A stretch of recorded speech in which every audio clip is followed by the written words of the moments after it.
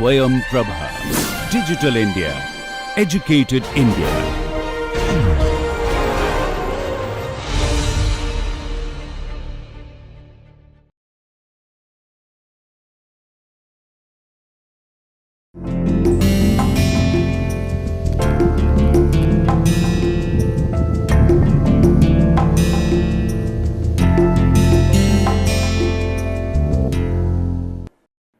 Hello, welcome to Introduction to Composites. Today is the last day of this ongoing week, and over this entire week we have discussed different types of matrix materials. And the way we have classified these types of matrix materials is based on their use temperature. So we started discussing polymers as matrix materials, where the use temperature was at the most 300 degrees centigrade.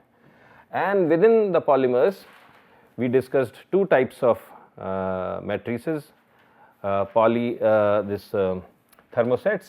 and thermoplastics. And what we saw is that a lot of thermosets cannot be used maybe more than 150, 170, 180 degrees centigrade. But if we want to go for a little high end thermal temperature application, we can use matrices such as peak polyether ether ketone, where the use temperature could be as high as 310 degrees centigrade. So that is the first class of materials which are based on plastics. Then if we want to go up to even higher temperatures, let us say 500, 550 degrees centigrade, we looked at metal based matrices. And specifically we saw that two types of materials are more popular compared to others. One is titanium based alloys, the other one is aluminum based alloys. We can also use materials which are based on boron, which are very light, but the limitation of boron based alloys is that they are highly reactive. Boron as well as magnesium, they are highly reactive, particularly magnesium. It reacts very vigorously with oxygen, burns very fast, so it is not that much popular. But both these titanium based alloys and aluminum based alloys can get us up to as high as 510, 520 degrees centigrade. If our thermal requirement is even higher and we want to be in the 1000 degrees range, then we go for ceramic and carbon based matrices. So we will have a very quick overview: ceramic and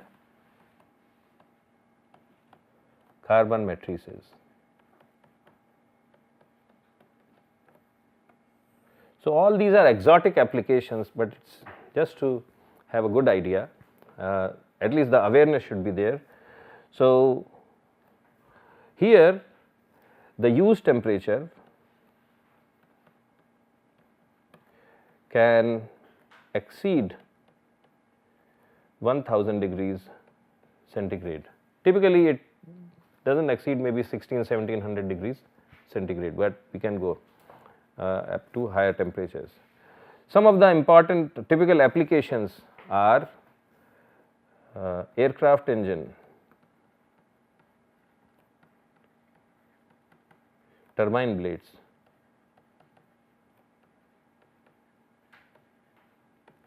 the temperatures are really high there, or nose cones of missiles,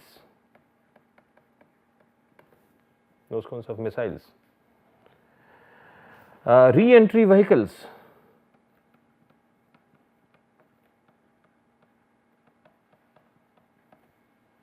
and there may be some other applications. So you may want to explore on the net what other possible applications could be for ceramic and carbon based matrices. So these are some of the important applications. Now I will give you a couple of names. So a lot of times these ceramic based materials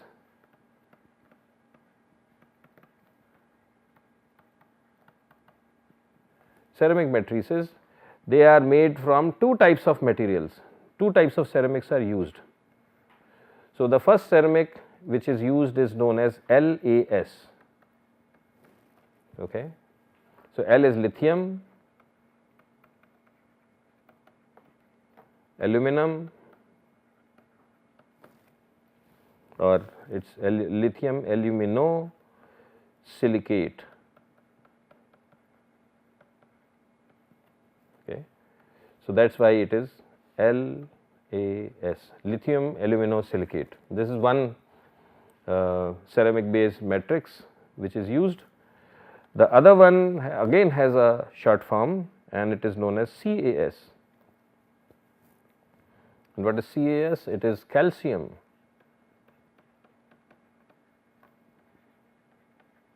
aluminosilicate. So, again CAS, and a lot of times these ceramics, they are bonded to the fibers using silicon trinitride. So, they are reaction bonded.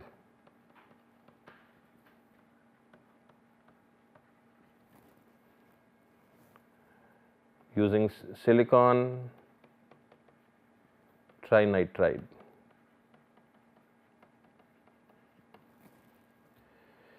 And so, that is about ceramic materials. And the last point about ceramic materials is you can use these materials with fibers. So, there is no point in using these ceramic materials if the fiber breaks down at low temperatures. So, the real value of these matrices comes in when you use these matrices with fibers which can handle high temperatures.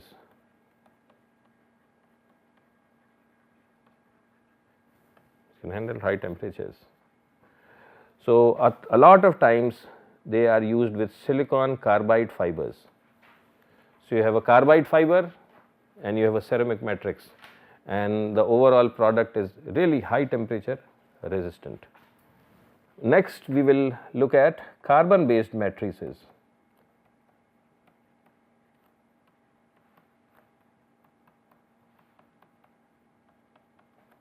Carbon as matrix.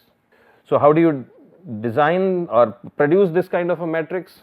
So, again we had discussed about CVD, this CVD process, vacuum deposition process. So, it is produced by vapor deposition process. So, it is produced by vapor deposition process.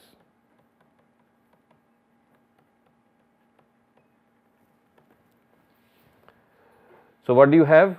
You have a graphite fiber. So, a lot of times carbon is used as a fiber and it is also used as a matrix. So, you have carbon fiber running through a carbon matrix. So, you take a carbon fiber and then you deposit over it the carbon as a matrix. And how do you do it? Through this vapor deposition process. Here what you do is you have pyrolytic graphite,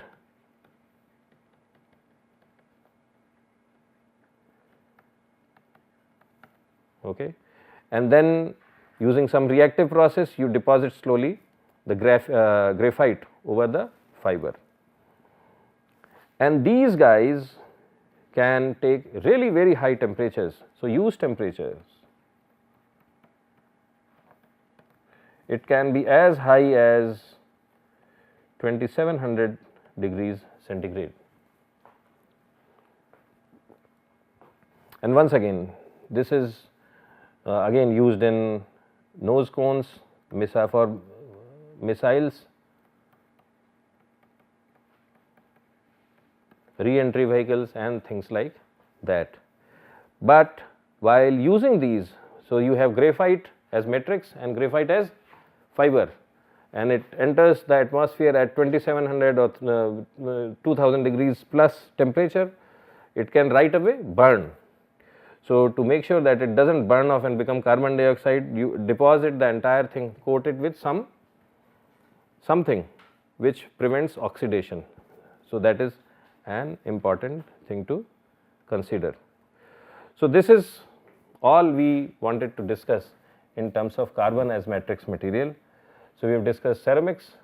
So at the low end we have thermosets, then we go to PEEK, then we go to metals as matrix materials, then we go to ceramics, and if we really have to go and cross 2000 degrees centigrade, then we use graphite as the matrix material. The last topic I wanted to discuss was about fillers.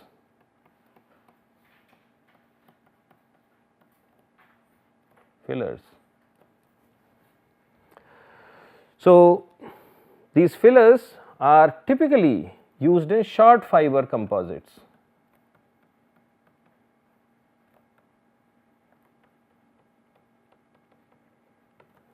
And again, the application is a lot of times for day-to-day applications, chairs, stools, pipes, things like that. So we don't use it for high-end engineering applications, these fillers. But these fillers do a lot of, they provide for a lot of functions. So let's look at some of the important fillers. So one filler is calcium carbonate.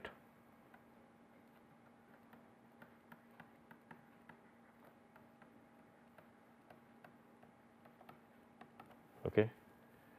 So why do you use this? So suppose you want to produce a lot of plastic, and the raw material of plastic is expensive relatively, and you want, but if you have to make a chair, you have to use a certain amount of volume. So what do? You fill it with some extra stuff, calcium carbon dust. Okay. So it reduces amount of raw plastic. Okay. So which brings down the overall cost of the product. It also does, besides that, it also does something good. It controls shrinkage, because if you remember, a lot of these plastics after curing, they shrink. So it reduces shrinkage. Surface smoothness, because in a lot of these day-to-day products you need a good surface finish for aesthetic reasons, surface smoothness, and it eliminates sink marks.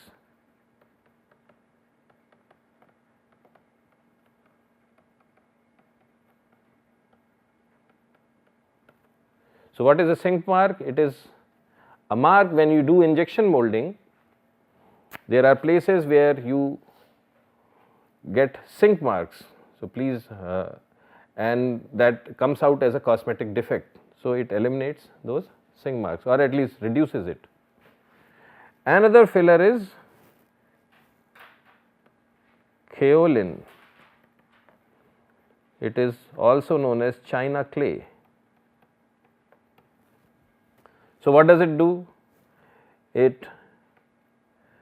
your resin is very thin, its viscosity is not high enough, then everything will not form the shape correctly easily.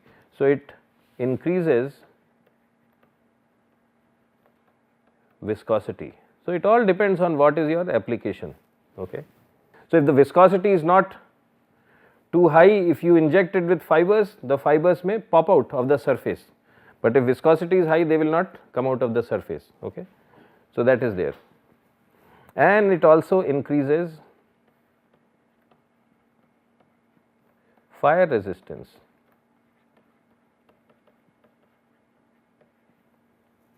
So that is kaolin. Then we have few more materials. Natural silica. Natural silica. Once the material comes out, it contracts, and because you have mixed it with fiber, it may not contract, everything may not contract very uniformly, because you may have fibers, short fibers are there, they have some specific orientations, associated with those orientations are specific CTEs, so it may not shrink uniformly. So you think that you will get a part like this, but when it comes out it may be a little bit deformed part. So, what you really want is that this type of part should come out. Okay. So, in other words, you want to provide it with some dimensional stability, that is called dimensional stability. So, this silica, it has been found that it provides dimensional stability.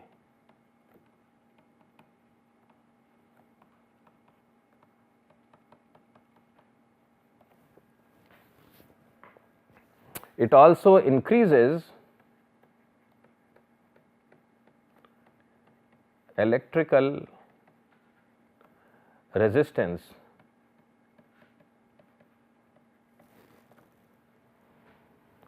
and increases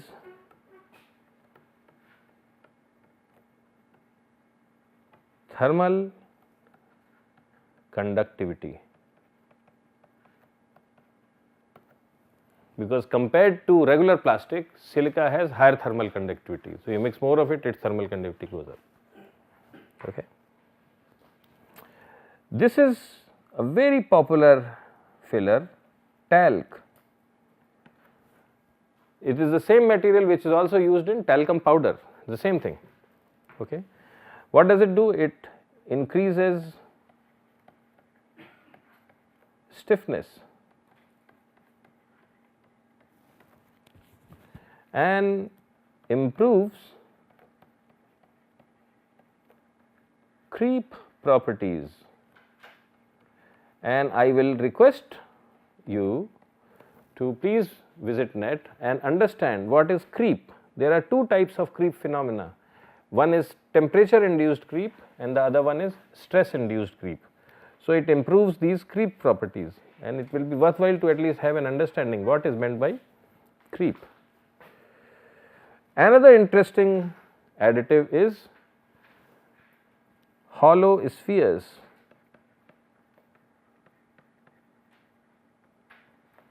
Of glass.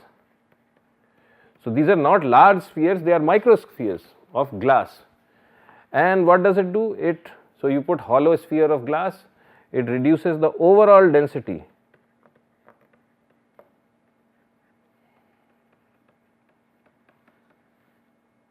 Overall density of the material, it reduces, because then you have air trapped inside the system.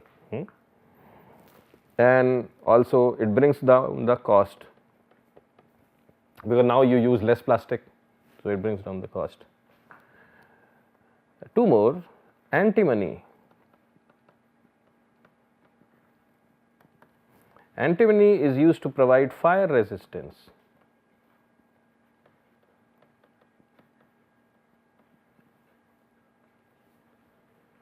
And the final thing is graphite flakes, or actually two more.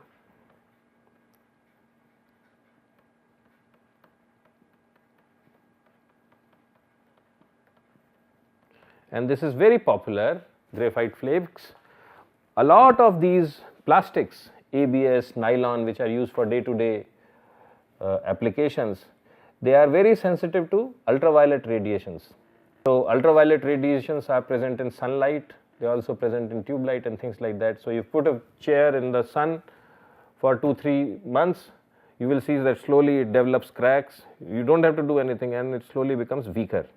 Okay. So, it is because it gets exposed to UV rays, and the UV rays slowly damage the molecular structure. Now, graphite has a way, if you put graphite flakes into the material, they protect it against UV. Okay. So, UV immunity.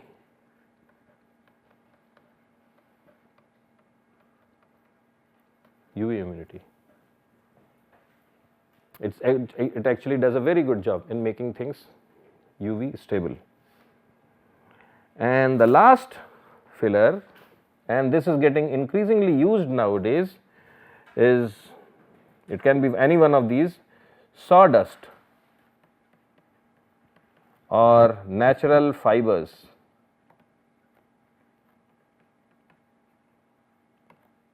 Okay. Now, wood The density of wood is, it can be as low as 0.6 to 0.8, 0.9, in that range. So once you add sawdust to the material, it brings down the density, cost, but a limitation of this is that sawdust, natural fibers, they absorb a lot of moisture. So if you mix it with plastic, the plastic by default anyway it absorbs moisture, now you put saw, then it absorbs even more amount of moisture. But these are different additives which we use